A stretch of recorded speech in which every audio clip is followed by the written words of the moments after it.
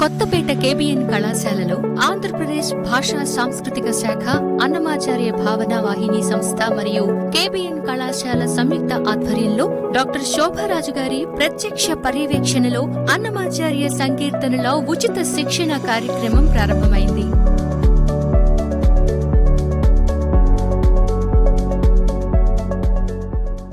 ఈ కార్యక్రమానికి ముఖ్య అతిథిగా ఎన్టీఆర్ జిల్లా కలెక్టర్ డాక్టర్ జి లక్ష్మీశ గారు విచ్చేయగా, ఆత్మీయ అతిథిగా రాష్ట్ర సృజనాత్మక సాంస్కృతిక శాఖ చైర్పర్సన్ పొడపాటి తేజస్విని గారు వచ్చారు. ఈ కార్యక్రమంలో భాషా సాంస్కృతిక శాఖ సంచాలకులు R Mallikarjunarao, SKPVV Hindu high school committee పరిపాలనా అధికారి డాక్టర్ వి నారాయణరావు, కేబిఎన్ కళాశాల vice principal doctor Kappagantu Ramakrishna తదితరులు పాల్గొన్నారు.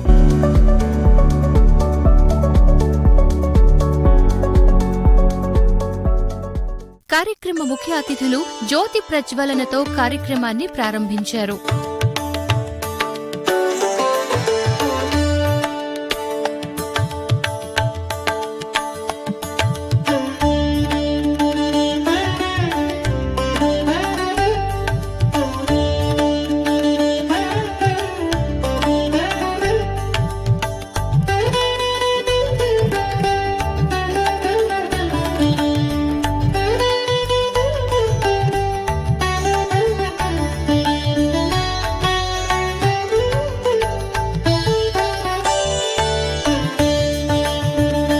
అనంతరం భాషా సాంస్కృతిక శాఖ సంచాలకులు ఆర్ మల్లికార్జునరావు గీసిన అన్నమయ్య వెంకటేశ్వర స్వామి చిత్రపటాల్ని ఆవిష్కరించారు.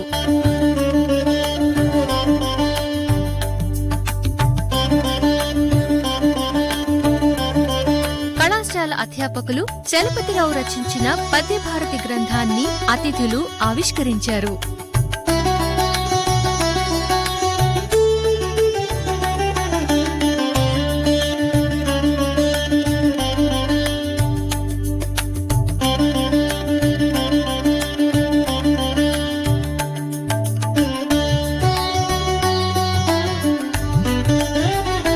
అనంతరం భాషా సాంస్కృతిక శాఖ సంచాలకులు ఆర్ మల్లికార్జునరావు మాట్లాడుతూ, ఈ కార్యక్రమం ముఖ్యంగా ఆంధ్రప్రదేశ్లో విజయవాడ పరిసర ప్రాంతాల్లో ఉన్నటువంటి వారికి అవకాశం కల్పించాలని, 15 రోజుల పాటు ఈ కార్యక్రమం నిర్వహించాలని వారు ప్రభుత్వాన్ని అడిగినప్పుడు, వారు ప్రభుత్వం సానుకూలంగా స్పందించి ఈ కార్యక్రమం ఎక్కడ పెడితే బాగుంటుందని ఆలోచించినప్పుడు ఈ కేబిఎన్ కాలేజీ కూడా చర్చకు రావడం జరిగింది. దీన్ని నిర్దేశించడం జరిగింది. రిజిస్ట్రేషన్ పెట్టడం జరిగింది. దాంట్లో ఇంచుమించు 200 మంది సుమారు రిజిస్ట్రేషన్ చేసుకోవడం జరిగింది. ఇది ఒక అద్భుతమైనటువంటి కార్యక్రమం. అన్నమాచార్యుల యొక్క కీర్తనలు 32,000 పైచిలకు మనకు ఉన్నప్పటికీ దాని యొక్క ప్రాశస్త్యం ఏమిటి అంటే, పల్లవి చరణం అనేటువంటి ఒక కొత్త భాష్యాన్ని సృష్టించినటువంటి గొప్ప వ్యక్తి ఎవరైనా ఈ ప్రపంచంలో ఉన్నారు అనుకుంటే ఆయనే అన్నమాచార్యుడు. దక్షిణ భారతదేశంలో 32,000 పైచిలుకు సంకీర్తనలు అద్భుతంగా ఒక కొత్త ఒరవడితో సృష్టించడం, కీర్తించడం అంటే అది మామూలు విషయం కాదు. ఈనాడు ఏదైనా ఒక సంకీర్తన చేయాలంటే మనందరం కూడా కొద్దో గొప్ప చదువుకుని ఇక్కడికి వచ్చాం. ఆ రోజున ఆయన ఏమీ చదువుకోలే. ఆయన పుట్టినటువంటి నేపథ్యాన్ని కానీ మనం చూసుకున్నట్లయితే తాళ్లపాక అంటే ఇంచుమించు రాయలసీమ పరిసర ప్రాంతాల్లో ఆయన ఏమీ చదువుకోలేదు. తల్లిదండ్రులు ముఖ్యంగా వదిన పొలం వెళ్ళి గడ్డి కోసుకురమ్మన్నప్పుడు గడ్డి కోసుకుని వస్తున్న క్రమంలో ఆయన చిన్నప్పటి నుంచి అసువుగా పాడుతున్నటువంటి ఈ పాటలు పాడుతున్న క్రమంలో చెయ్యి తెగిపోయింది. చెయ్యి తెగినటువంటి బాధతో ఒకలాంటి విరక్తి, ఇంకా అంతకుముందు జరిగినటువంటి ఒక సంఘటన, వీడికి చదువు అవ్వటం లేదని ఆ రోజునే ఆయన వేలాడి తీసి కొట్టడం కూడా జరిగింది. ఇంత అవమానాలు పొందినటువంటి ఆయన ఇంక ఇంటికి వెళ్ళకూడదు అనేటువంటి ఒక నిశ్చయంతో మరి తిరుమలకు వెళుతున్నటువంటి భక్తులతో కలిసి ఆయన తిరుమల వెళ్ళడం జరిగింది.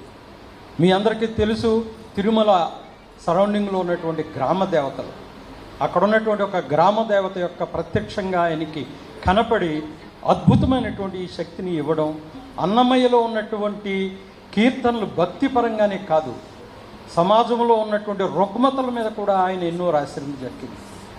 ఈ 32,000 సంకీర్తనలు కూడా మనకి దొరకడం అనేటువంటిది 1922లో తిరుమల తిరుపతి దేవస్థానంలో మరి కనిపెట్టడం జరిగింది. అవన్నీ కూడా రాగి పత్రాల మీద ఉండటం వల్ల మనకి జరిగింది. ఎందుకంటే ఈయన 15వ శతాబ్దం వాళ్ళు. ఆ రోజున ఇవన్నీ కూడా రాగి పత్రాల మీద నిక్షిప్తమై ఉండటం వల్ల తిరుమల తిరుపతి దేవస్థానం వారు మరి వేటూరు ప్రభాకర శాస్త్రి వీళ్ళందరి యొక్క సౌజన్యంతో దాన్ని మనకి ప్రజాబాహుళ్యంలోకి తీసుకురావడం జరిగింది. సంగీతంతో పాటు సంస్కారాన్ని నేర్పించే ఇలాంటి మహానుభావురాలి దగ్గర విద్యను అభ్యసించటం విద్యార్థుల అదృష్టమని, ఇక్కడితో ఆగిపోకుండా ఈ విద్యను 10 మందికి పంచాల్సిన బాధ్యత యువతపై ఉన్నదని, సంగీతం అనేది జీవితానికి ఒక అద్భుతమైన శిక్షణ అని రాష్ట్ర సృజనాత్మక సాంస్కృతిక శాఖ చైర్పర్సన్ పొడపాటి తేజస్విని పేర్కొన్నారు. శోభారాజు గారు అన్నమాచార్య కీర్తనలు అనగానే మొదట గుర్తొచ్చే పేరు. అన్నమాచార్య కీర్తనని ప్రపంచవ్యాప్తంగా కొన్ని కోట్ల మంది గుండె లోతుల్లోకి వెళ్ళేటట్టు చేసిన మొదటి వ్యక్తి ఎవరైనా ఉన్నారంటే అది శోభారాజు గారు. అన్నమాచార్యుల కీర్తనలను ఒక పాటలుగా కాకుండా తన జీవితం అంతా కూడా అన్నమాచార్య కీర్తనలని ఒక తపస్సులాగా తీసుకొని వారు పాటలు కాదు, ఒక భక్తిని, ఒక భావాన్ని, ఒక తపస్సుగా ప్రతి ఒక్కళ్ళ మధ్యలోకి తీసుకెళ్తున్నందుకే ఈ రోజుకి కూడా అన్నమాచార్య కీర్తనలు నేర్చుకోవడానికి ఇంతమంది, సంగీతాన్ని నేర్పేవారు చాలామంది ఉంటారు, సంగీతంతో పాటు సంస్కారాన్ని నేర్పేవాళ్ళు చాలా అరుదుగా ఉంటారు. అటువంటి వ్యక్తి శోభారాజు గారని మనం అందరం తప్పకుండా తెలుసుకోవాలి. అంతేకాకుండా ఇక్కడికి వచ్చిన ప్రతి ఒక్కళ్ళకి నేను చెప్తున్నా, గంగ దగ్గరకు వెళ్తే గంగా జలమే దొరుకుతుంది. ఒక మహానుభావురాలి దగ్గర మీరు విద్యను అభ్యసిస్తే ఖచ్చితంగా మీకు అత్యంత విలువైన విద్య మాత్రమే మీరు పొందగలుగుతారు. కాబట్టి ఆ విద్యను మీరు ఎంత ఘనంగా స్వీకరిస్తారో అది మరి కొంతమందికి పంచే బాధ్యతను కూడా ఇక్కడి నుండి తీసుకెళ్లాలని మీ అందరినీ సగౌరవంగా వినవి చేసుకుంటున్నాను. ఇన్ని వందల సంవత్సరాలైనా ప్రతి ఒక్కళ్ళ గుండె లోతుల్లో కొండలలో నెలకొన్న కోనేటి రాయుడు అంటే స్వయంగా కొండల్లో ఉన్న వెంకటేశ్వర స్వామిని పిలిచినట్టుగా ఉంటుంది. ఈ రోజుకి కూడా ఎంత సాంకేతికత వచ్చినా, ఎన్ని మొబైల్ ఫోన్స్ వచ్చినా, ఎన్ని సోషల్ మీడియాలు వచ్చినా, ఈరోజు మీరు అన్నమాచార్యుల వారి కీర్తనలు వింటే ఇప్పటికీ అవి కొత్తగానే ఉంటాయి. అది అన్నమాచార్య కీర్తనల గొప్పతనం. ఈరోజు ఇక్కడికి వచ్చిన వాళ్ళందరికీ నేను ఒకటే కోరుకుంటున్నానండి. నేను ఇందాక చెప్పినట్టుగా సంగీతం అనేది కేవలం మనం భక్తిని ప్రదర్శించడానికో, లేదంటే మనం ఒక పోటీ ప్రపంచంలో ఈరోజు సంగీతాన్ని నేర్చుకోవడమో, ఒక లలిత కళను నేర్చుకోవడానికో కాదండి. సంగీతం అనేది జీవితంలో ప్రతి ఒక్కళ్ళు నేర్చుకోవాల్సిన ఒక శిక్షణ. ఎందుకు అనంటే సంగీతం ప్రతి ఒక్కళ్ళకి క్రమశిక్షణ నేర్పిస్తుంది. ఈరోజు 1 నిమిషం కంటే ఎక్కువ ఉన్న యూట్యూబ్ రీల్స్నే మనం చూడలేక 30 సెకండ్స్కి కన్సైజ్ అయిపోతున్నాం. అంత షార్ట్గా మన అటెన్షన్ స్పాన్ తగ్గిపోతున్న రోజుల్లో పేషెన్స్ లాంటి గొప్ప అలవాట్లను మనకి నేర్పించే ఒక సాధనం సంగీతం. కాబట్టి మీరందరూ కూడా ఇది నేర్చుకొని మన సంస్కృతి పరిరక్షకులుగా మారాలని కోరుకుంటూ, చెట్టు తన పళ్ళను తను తినదు, నది తన నీళ్లను తను తాగదు, అలాగే ఈ మహానుభావురాలు కూడా వారికి ఉన్న విద్యని వారి వద్దనే పెట్టుకోకుండా మనందరికీ నేర్పించడానికి వచ్చారు. దీన్ని ప్రతి ఒక్కళ్ళం స్వీకరిద్దాం, ఎంతో భక్తితో స్వీకరిద్దామని తెలియజేసుకుంటూ కళని ప్రోత్సహిద్దాం, కళాకారులందరినీ గౌరవిద్దాం, తెలుగు సంస్కృతిని తరతరాలు సాగేలాగా మనం అందరం బాధ్యతను తీసుకుందామని తెలియజేస్తూ జై తెలుగు తల్లి, జై హింద్.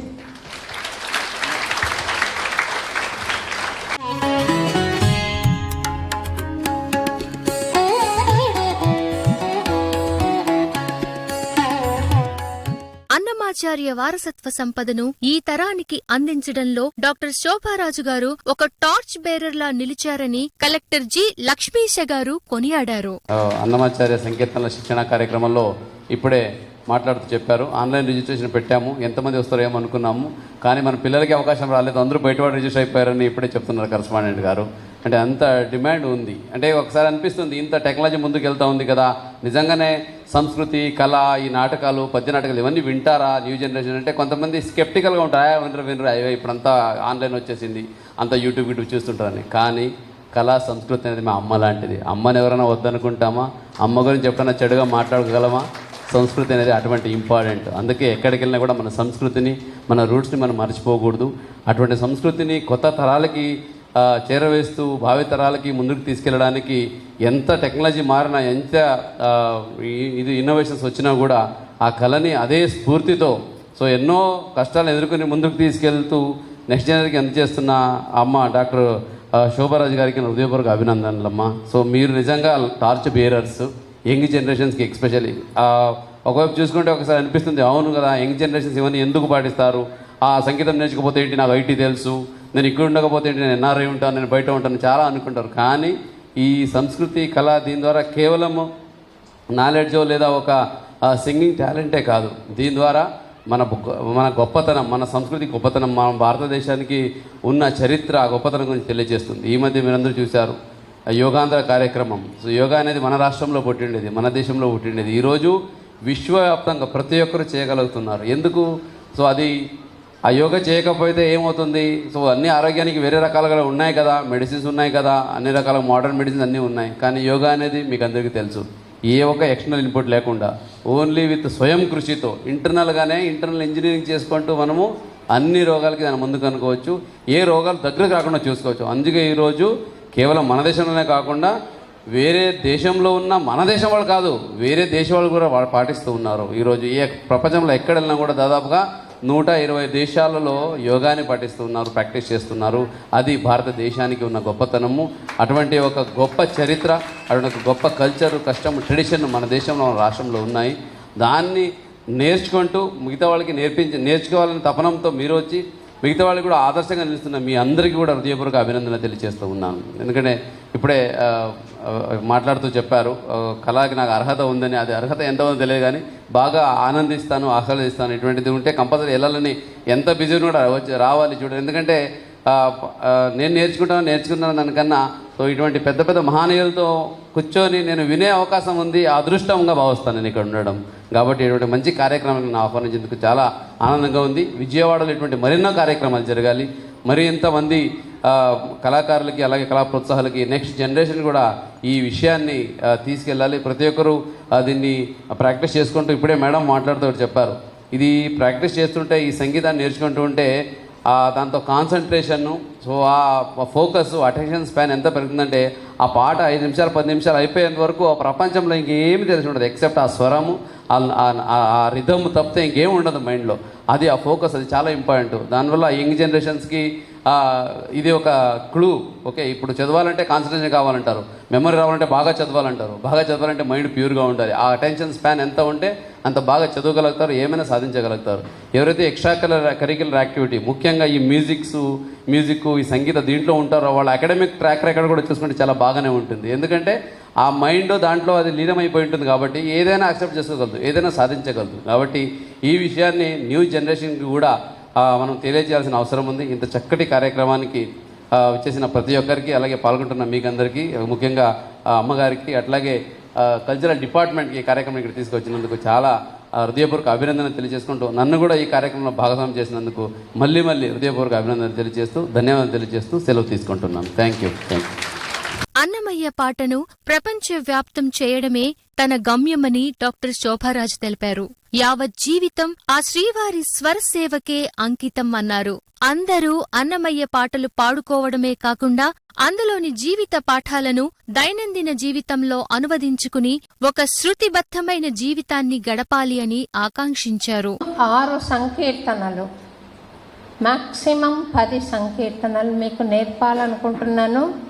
మీరు నేర్చుకునే సమయాన్ని బట్టి అవి మీరు తప్పకుండా నేర్చుకుని గురు పూర్ణిమ రోజు పాడండి. భక్తితో ఒక సత్సంకల్పం చేయండి. మీ అందరి మనోరథాలు నెరవేరాలని, సత్సంకల్పాలు నెరవేరాలని, మీరు ఆరోగ్యవంతులుగా ఉండాలని, ఐశ్వర్యవంతులుగా ఉండాలని, సుఖ సంతోషాలతో మీ కుటుంబ సభ్యులతో కలిసి ఉండాలన్న సంకల్పంతో నిర్వహిస్తున్న వర్క్షాప్ అండి ఇది. కొంతమంది బాగా పాడవచ్చు, కొంతమంది పాడలేకపోవచ్చు అంత బాగా. కానీ ఈ అన్నమాచార్య సంకీర్తన అన్నది మటుకు అందరూ పాడుకోవాల్సింది. ఇప్పుడు లలిత సహస్రనామాన్ని వేద పండితుల్ని చదవమంటే ఒక రకంగా చదువుతారు. మనం అలా చదవగలమా? మరెందుకు చదువుతున్నామండి? చదవాలి. అలాగే అన్నమాచార్య కీర్తనలు కూడా సుప్రభాతం ఎలాగో, మంత్రపుష్పం ఎలాగో అలాగే అనుకుని ఈ కీర్తనలు రోజుకొక్కటైనా మీరు పాడగలిగితే చాలా బాగుంటుంది తల్లి జీవితం. అనంతరం కళాశాల యాజమాన్యం కార్యక్రమానికి విచ్చేసిన అతిథులను సత్కరించారు.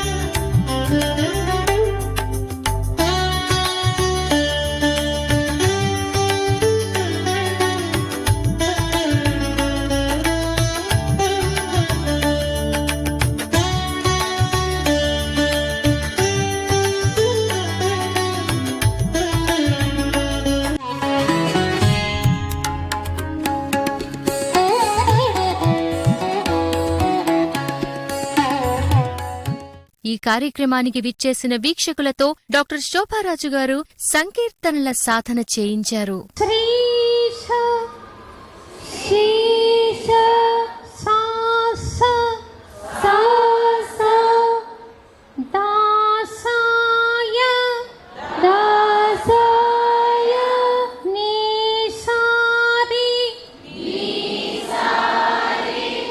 సాస నీసారి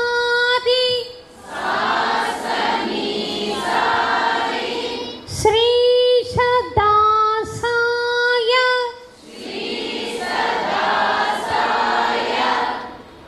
ధీమహి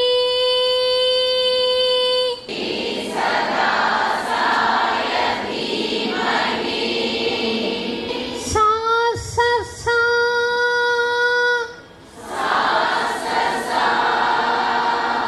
ధీమహి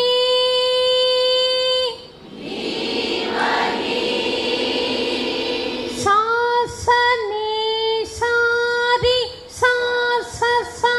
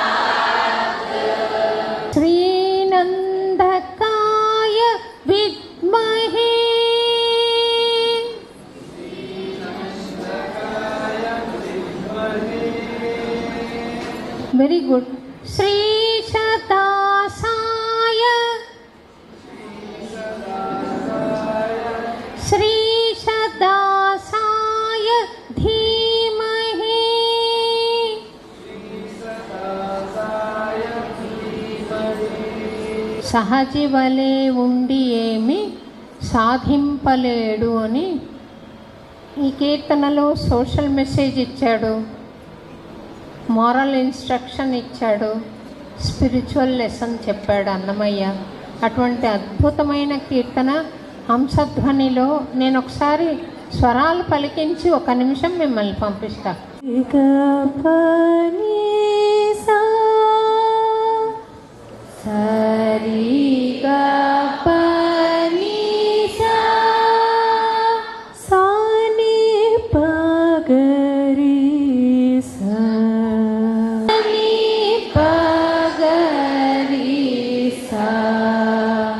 గరిసా గరిసా గరి గప గరిసా గరి గప గరిసా సాని పా పాని సరి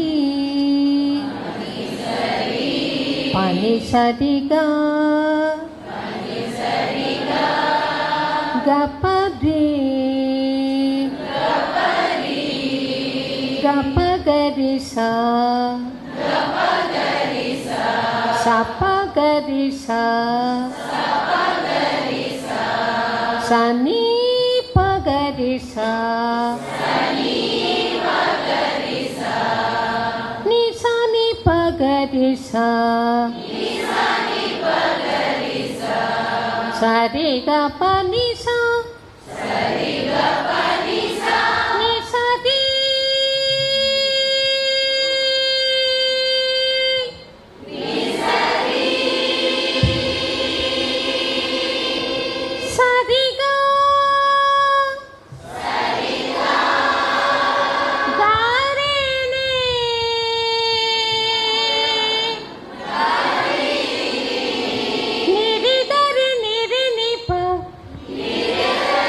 గపని పగ పగరి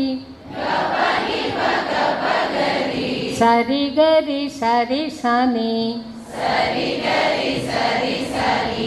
పని సరిగా గపని సరి సరి గరి